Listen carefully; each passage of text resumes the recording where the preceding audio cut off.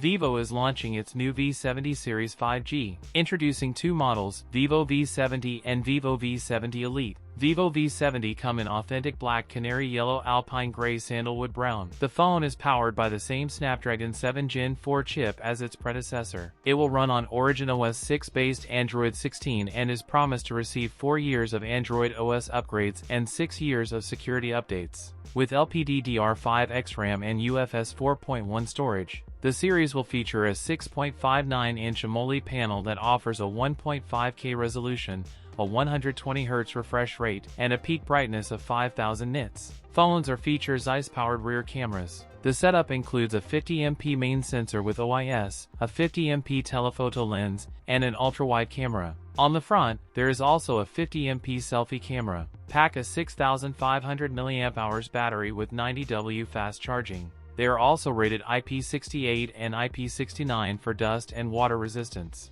The Vivo V70 5G will start at 45,999 rupees for the base variant. That's it for today's video. If you enjoyed it, don't forget to like, comment, and subscribe for more content. Thanks for watching, and I'll see you in the next one.